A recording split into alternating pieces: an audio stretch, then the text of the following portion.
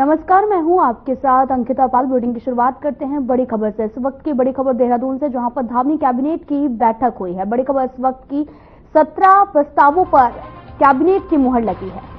Dhami cabinet की बैठक हुई है, जहां पर 17 प्रस्तावों पर कैबिनेट की मुहर लगी है और पढ़ाया जाएगा उत्तराखंड आंदोलन का इतिहास। कक्षा 6-8 तक पढ़ाया जाएगा इतिहास। गन्ने के मूल्य पर भी यहां पर निर्धारित किए गए हैं। कई और अहम प्रस्ताव भी मंजूर किए गए हैं। बड़ी खबर, 17 प्रस्तावों पर कैबिनेट की मुहर लगी है और इस दौरान उत्तराखंड आंदोलन का इतिहास भी पढ़ाया जाएगा। कक्षा 6-8 तक ये इतिहास पढ़ाया जाएगा। गन्ने के मूल्य को भी निर्धारित किया गया है और भी कई प्रस्तावों पर मुहर लगी है। 17 प्रस्तावों पर कैबिनेट की मुहर लग गई है और इस दौरान अब उत्तराखंड आंदोलन का इतिहास कक्षा 6 से 8 तक पढ़ाया जाएगा। गन्ने के मूल्य भी अब निर्धारित कर दिए गए हैं। बड़ी खबर टीवी स्क्रीन पर उत्तराखंड से, जहां पर आपको बताते चले कि धामी कैबिनेट की बैठक हुई है और यहां पर अहम और बड़े फैसले भी लिए गए हैं।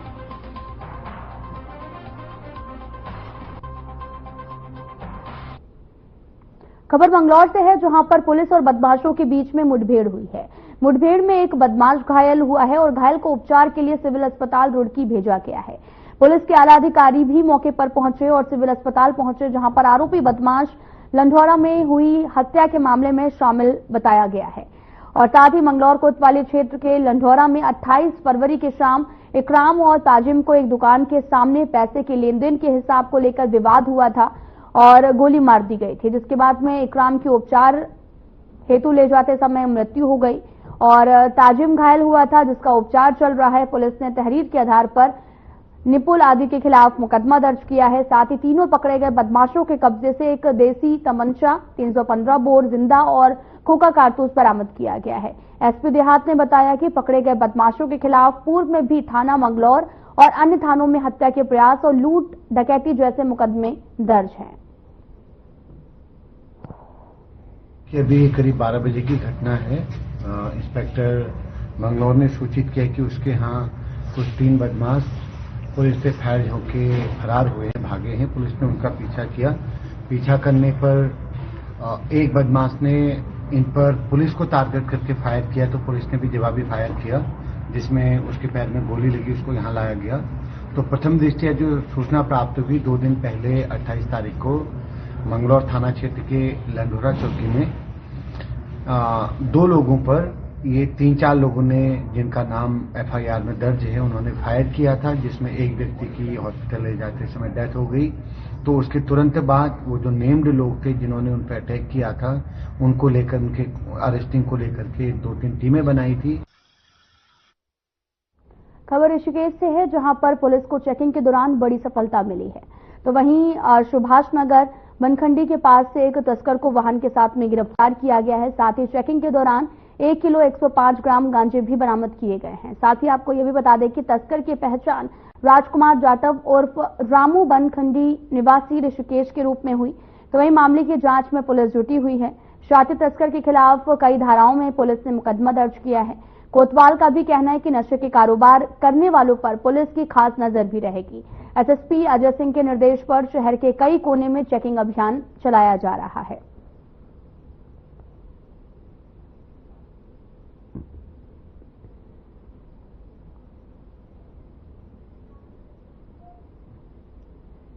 आपको बताते चलें कि पूरा मामला ऋषिकेश से सामने आया, जहां पर पुलिस को एक बड़ी सफलता हाथ लगी है, जहां पर पुलिस ने एक तस्कर को गांजे के साथ में गिरफ्तार किया है और मामले की जांच पड़ताल लगातार जारी है। दरअसल 1 किलो 105 ग्राम गांजा भी बरामद किया गया है और ये पूरा मामला कोतवाली ऋषिकेश से सामने आया, जहां पर ऋषिकेश पुलिस लगातार तमाम तरह की जांच पड़ताल में जुटी हुई है और साथ ही एक तस्कर को गिरफ्तार किया गया है और मामले की जांच लगातार जारी है। साथ ही उससे पूछताछ भी की जा रही है, जहां पर पुलिस को बड़ी सफलता हाथ लगी है और पुलिस ने गांजा भी बरामद किया है और लगातार पूछताछ की जा रही है। 1 किलो 105 ग्राम गांजा भी जब्त किया गया है।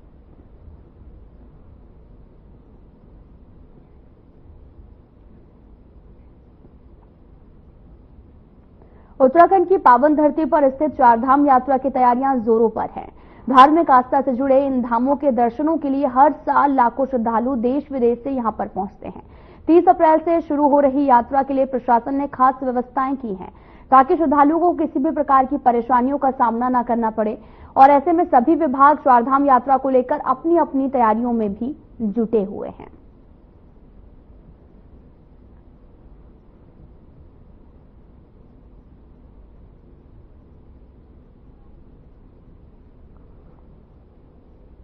आज फरवरी को बैठक ली थी, साथ में सचिव परिवहन द्वारा भी इसके संबंध में बैठक ली गई और जिसके तैयारी के हेतु निर्देशित किया गया। इन्हीं निर्देशों के क्रम में हमारे द्वारा पूरी तरह तैयारी कर ली गई है। जहां तक ऑनलाइन सेवाओं की व्यवस्था है, जैसे कि ग्रीन कार्ड की सेवा या हिल एंडोर्समेंट की सेवा या ट्रिप कार्ड की सेवा, तो एनआईसी की मदद से ऑनलाइन व्यवस्था पूर्णतः दुरुस्त कर ली गई है और हम लोग चारधाम यात्रा शुरू होने से 1 महीने पूर्व से ही ग्रीन कार्ड इशू करने शुरू कर देंगे। दिनेशपुर थाना परिसर के समक्ष पुलिस महिला डेस्क कार्यालय भवन का उद्घाटन वरिष्ठ पुलिस अधीक्षक मणिकांत मिश्रा ने किया है। इस दौरान जिले के तमाम पुलिस अधिकारी भी मौजूद रहे। इस दौरान उधम सिंह नगर के वरिष्ठ पुलिस अधीक्षक मणिकांत मिश्रा ने कहा कि महिलाओं की समस्याओं को लेकर थाने में हेल्प डेस्क था, जिसका स्थानीय पुलिस के द्वारा थाने परिसर में एक महिला हेल्प डेस्क कार्यालय भवन का निर्माण भी कराया गया।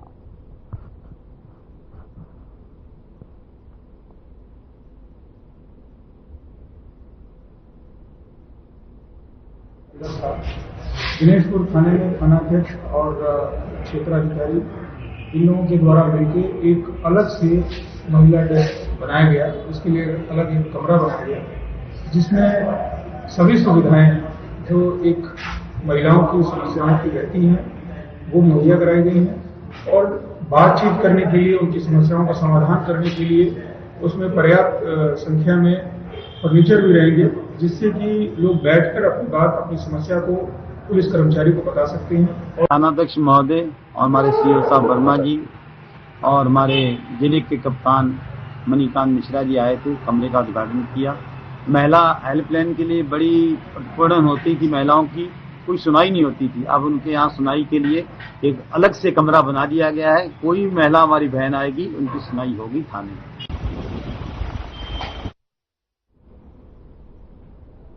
उत्तराखंड में अवैध मदरसों को लेकर लगातार कार्रवाई हो रही है। देहरादून के विकासनगर सहित राजधानी में कई अवैध मदरसों को लेकर कार्रवाई की गई है। मामले पर मुख्यमंत्री पुष्कर सिंह धामी ने कहा कि कोई भी अवैध कार्य बर्दाश्त नहीं किया जा सकता। पहले भी जिला प्रशासन को निर्देश दिए गए हैं, जो गैर कानूनी पाया जाएगा उस पर कार्रवाई भी होगी।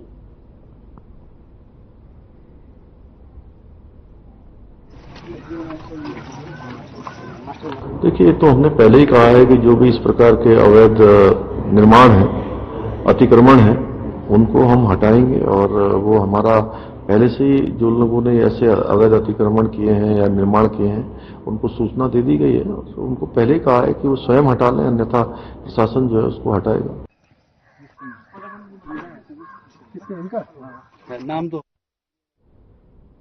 फरवरी के आखिरी हफ्ते में प्रधानमंत्री नरेंद्र मोदी का उत्तराखंड दौरा प्रस्तावित था, लेकिन खराब मौसम के चलते उत्तराकाशी के दौरे को स्थगित करना पड़ा है। अब संभावना है कि प्रधानमंत्री नरेंद्र मोदी मार्च के पहले या फिर दूसरे हफ्ते में उत्तराखंड आ सकते हैं, जिसको लेकर शासन अपने स्तर पर कार्य कर रहा है। प्रधानमंत्री के दौरे को लेकर सीएम पुष्कर सिंह धामी ने कहा कि मौसम विभाग के पूर्वानुमान के अनुकूल पीएम नरेंद्र मोदी का दौरा निर्धारित होगा।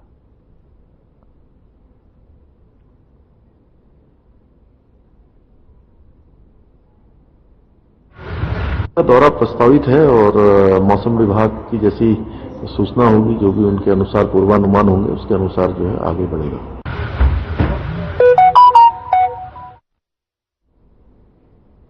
सीएम पुष्कर सिंह धामी रविवार को गाजियाबाद पहुंचे, जहां उन्होंने उत्तरायणी मकरैणी महोत्सव में भाग लिया। उत्तराखंड के मुख्यमंत्री पुष्कर सिंह धामी ने कहा कि देश भर में उत्तराखंड की पहचान है। गाजियाबाद के इंदिरापुरम में आयोजित उत्तरायणी मकरैणी महोत्सव धूमधाम से मनाया जा रहा है, जिससे उत्तराखंड की संस्कृति से जुड़े कार्यक्रमों का भी आयोजन किया गया।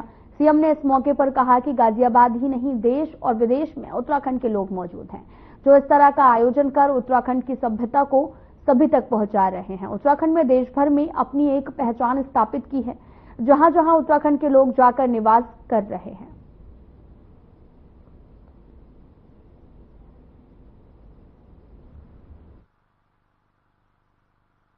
प्रधानमंत्री जी के नेतृत्व में आज पूरे भारत के अंदर विकास भी और विरासत भी इस उद्घोष के साथ, जहां एक और अभूतपूर्व रूप से विकास के कार्य करवाए जा रहे हैं, वहीं दूसरी ओर आज देश के जो हमारे बड़े धार्मिक स्थल हैं, चाहे वो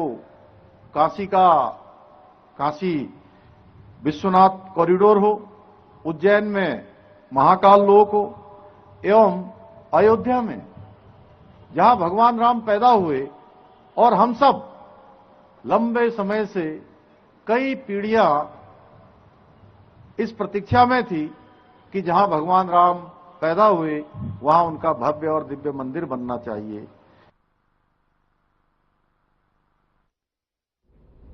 जनपद चमोली के माड़ा गांव के निकट हुए हिमस्खलन को लेकर भी हादसे में लापता श्रमवीरों की तलाश के लिए चलाया जा रहा सर्च ऑपरेशन समाप्त हो गया है। इस हादसे में आपको बताते चले कि 54 लोग फंसे थे, जिनमें से आपको यह भी बताते चले कि 46 को सुरक्षित निकाला गया है और 8 लोगों का निधन भी हो गया है। सीएम धामी ने मृतकों के प्रति शोक संवेदनाएं जो हैं वो प्रकट की है और कहा कि इस दौरान दिवंगत आत्माओं की शांति और शोक के परिवार को इस कठिन समय में संबल प्रदान करने की प्रार्थना करता हूं। सीएम ने 3 दिन तक चले इस राहत एवं बचाव अभियान में प्रधानमंत्री नरेंद्र मोदी का धन्यवाद किया है और साथ ही सीएम ने कहा कि केंद्र सरकार का पूर्ण सहयोग मिला है, जिसके परिणाम स्वरूप यह अभियान प्रभावी रूप से संचालित हो सका है। सीएम ने यह भी कहा कि स्थानीय प्रशासन, सेना, एसडीआरएफ सहित सभी बचाव दलों ने अदम्य साहस, निष्ठा और समर्पण के साथ कठिन परिस्थितियों के बावजूद श्रमिक बंधुओं को सुरक्षित निकालने के लिए अपनी पूरी ताकत झोंक दी है, जो कि अत्यंत सराहनीय है।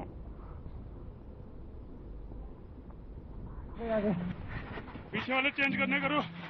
2 दिन पहले एक बड़ा हिमस्खलन माड़ा, जो गांव भारत का पहला गांव जिसको हमारे प्रधानमंत्री जी ने पहले गांव की संज्ञा दी, और उस गांव में सड़क का निर्माण करने वाले हमारे 54 श्रमिक भाई काम कर रहे थे।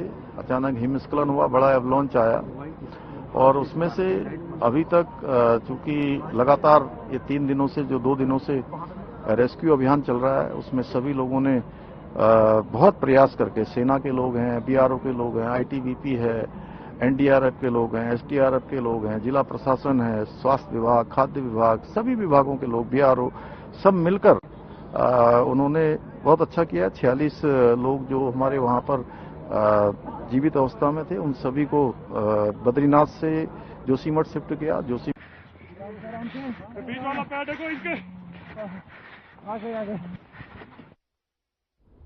माड़ा रेस्क्यू अभियान के तहत रविवार को चलाए गए सर्च अभियान में लापता चल रहे 4 लोगों के शवों को सर्च टीम ने बरामद किया है। सभी शवों का सामुदायिक स्वास्थ्य केंद्र ज्योतिर्मठ में पोस्टमार्टम किया गया। रेस्क्यू टीम की तरफ से माड़ा में आई एवलांच में 54 लोगों में 46 लोगों को सकुशल बरामद और 8 लोगों के शव बरामद किए गए हैं। जिलाधिकारी संदीप तिवारी ने जानकारी देते हुए बताया कि 3 दिनों तक चले इस रेस्क्यू अभियान में प्रभावित 54 लोगों में 46 लोगों को जीवित और 8 लोगों के शव को बरामद किया गया है।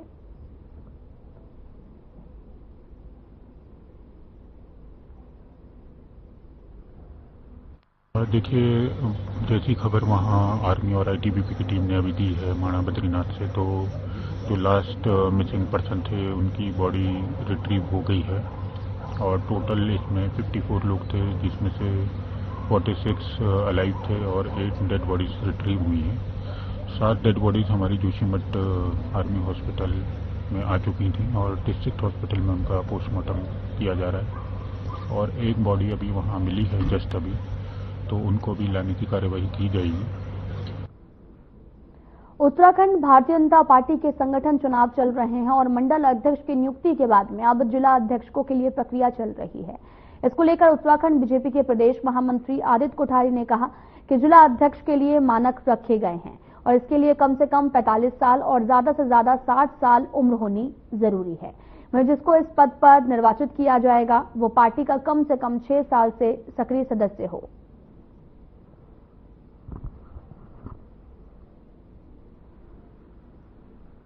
यानी 45 से 60 वर्ष के बीच का व्यक्ति ही जिलाध्यक्ष के लिए आवेदन कर सकता है।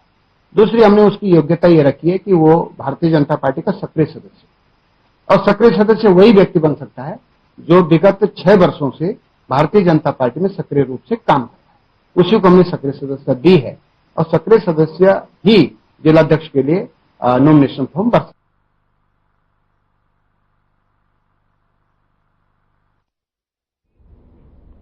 खबर जसपुर के गांव पतरामपुर से है, जहां पर हर साल की भांति इस साल भी बाबा दर्शन सिंह की याद में नगर कीर्तन काशीपुर के गांव अजीतपुर की कुटिया से प्रारंभ होकर परमानंद होते हुए जसपुर नगर पहुंचा, जहां क्षेत्र की दूर दराज से पहुंची सिख धर्म की संगत के साथ साथ नगर की समाज सेवी संस्थाओं के कार्यकर्ताओं ने जगह जगह पंडाल लगाकर अनेक प्रकार के प्रसाद का वितरण किया है और पालकी में सवार ग्रंथ साहिब के दर्शन कर माथा टेका।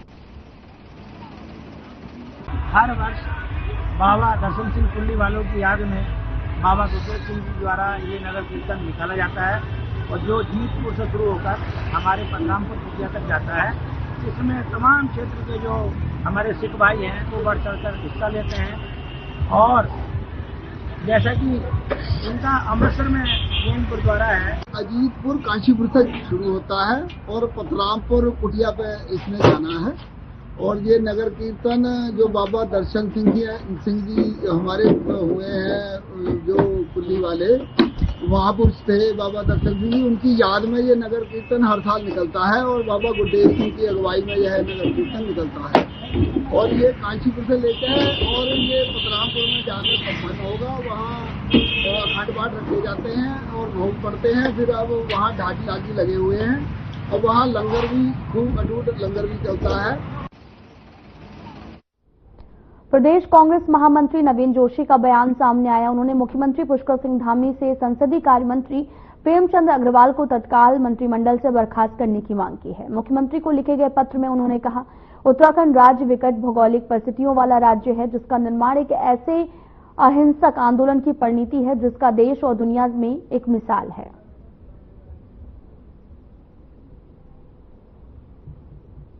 मंत्री जी का बयान आया था कि उत्तराखंड की अस्मिता के साथ जो खिलवाड़ है वो बिल्कुल बर्दाश्त नहीं किया जाएगा।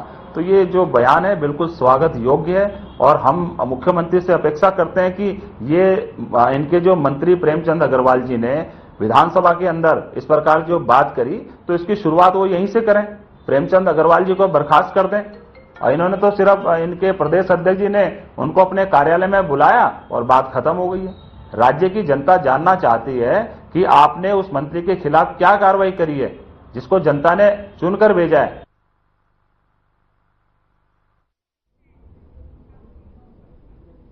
ऋषिकेश में मंत्री प्रेमचंद अग्रवाल के विरोध में निकाले जा रहे मशाल जुलूस के दौरान युवक को लगी आग के मामले में बड़ी लापरवाही सामने आई। मशाल जुलूस निकालने के लिए आयोजकों ने प्रशासन से अनुमति नहीं ली, जिसे लेकर बड़ी लापरवाही भी माना जा रहा है। इसके अलावा सुरक्षा और अन्य व्यवस्थाओं को लेकर भी कई प्रकार के सवाल शहर के लोगों ने खड़े किए हैं। इस मामले पर एसडीएम स्मिता परमार ने बताया कि बिना परमिशन के मशाल जुलूस निकाला जा रहा युवक के कपड़ों में आग लगने का मामला संज्ञान में आया है। प्रशासन ने जल्द जांच शुरू की है और जल्द ही कार्रवाई भी की जाएगी।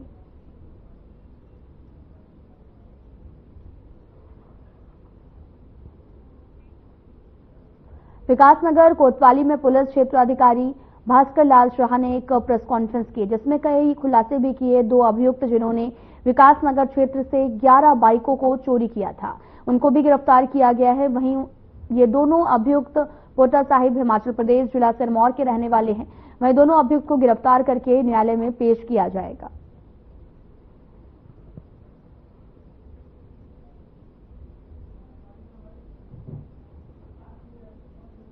की चोरी कर रहे हैं तो फिर इनके साथ यमुना नदी के किनारे गुलहाल क्षेत्र में इनके द्वारा 11 मोटरसाइकिल बरामद कराई गई, जिनको इनके द्वारा जंगलों में छिपाया गया था। विस्तृत पूछताछ पे ये भी पता चला है कि ये जो मोटरसाइकिल है 3 तो हमारे थाना क्षेत्र से संबंधित है और अन्य जो है वो हिमाचल प्रदेश की से संबंधित है। हिमाचल प्रदेश पुलिस भी इनसे पूछताछ के लिए आई हुई है।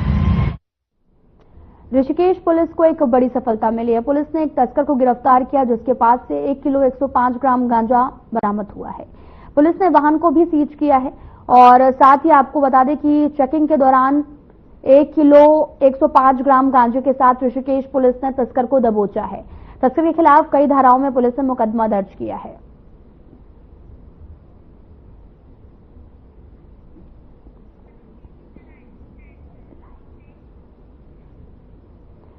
तो आपको बताते चलने की बड़ी खबर इस वक्त की देहरादून से, जहां पर पुस्तक मेले का उद्घाटन हुआ है। सीएम धामी ने इस मेले का उद्घाटन किया है। तो सीधा आपको लिए चलते हैं जहां पर उत्तराखंड साहित्य गौरव सम्मान कार्यक्रम रखा गया है। पूर्व कुलपति और वरिष्ठ साहित्यकार प्रोफेसर सुधारानी पांडे जी एवं आज इस सभागार में उपस्थित सभी हमारे गणमान्य साहित्यकार, साहित्य प्रेमी,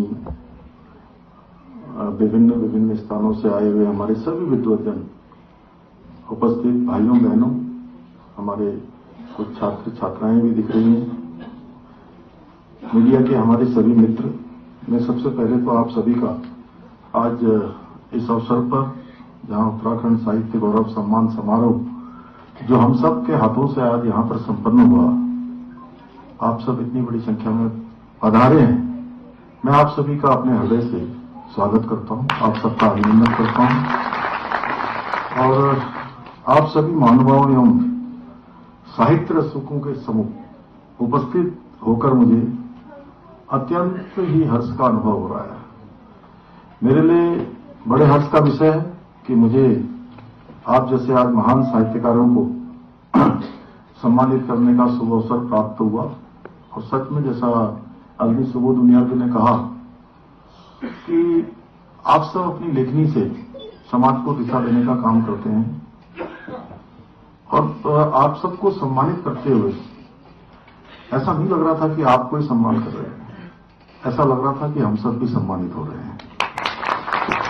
भाइयों बहनों, उत्तराखंड साहित्य गौरव सम्मान समारोह हमारी साहित्यिक परंपरा, रचनात्मक चेतना और शब्द साधकों के प्रति गहरी श्रद्धा का प्रतीक है। ये मंच उन सभी महान विभूतियों को समर्पित है जिन्होंने अपनी लेखनी से समाज को न केवल एक दिशा देने का काम किया है बल्कि उत्तराखंड की संस्कृति को भी नई पहचान दी है।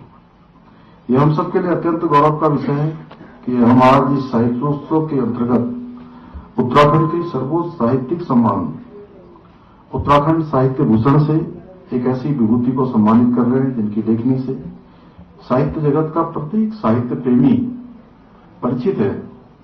सुभाष पंत जी ने न केवल उत्तराखंड बल्कि समूचे हिंदी साहित्य के लिए प्रेरणा के वो स्रोत रहे हैं। मैं इस अवसर पर आज उनको अपनी ओर से, देवभूमि उत्तराखंड की ओर से, पूरे प्रदेश की जनता की ओर से उनको बहुत बधाई देता हूं, हृदय दिल से बधाई देता हूं। साथ ही इस अवसर पर उन सभी साहित्य साधकों को भी मैं बहुत शुभकामनाएं देता हूं जो अपनी सृजनशीलता के माध्यम से उत्तराखंड की सांस्कृतिक और साहित्यिक विरासत को समृद्ध करने के साथ साथ नई पीढ़ी को भी उसको सौंपने का काम कर रहे हैं। नई पीढ़ी को अपनी विरासत को आगे बढ़ाने के लिए उनको पीढ़ी दर पीढ़ी सौंपने का काम महत्वपूर्ण कार्य कर रहे हैं।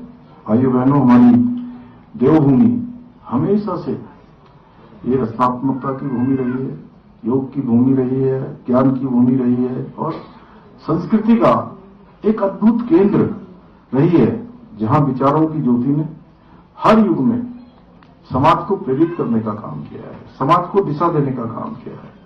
इसी भूमि पर हमारे ऋषि मुनियों ने कठोर तपस्या कर अनेक महान ग्रंथों की रचना की है।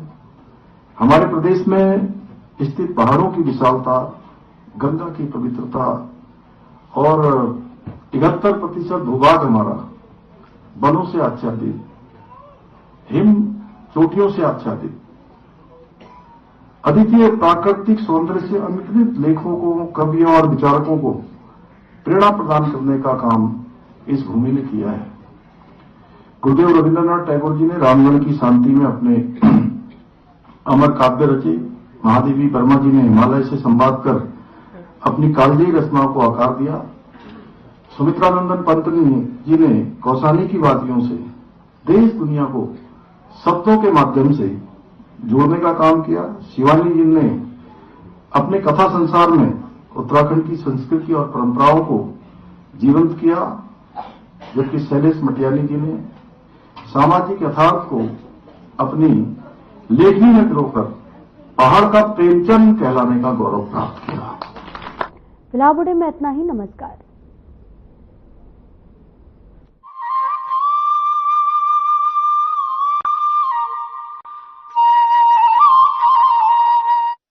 क्या रंग खिला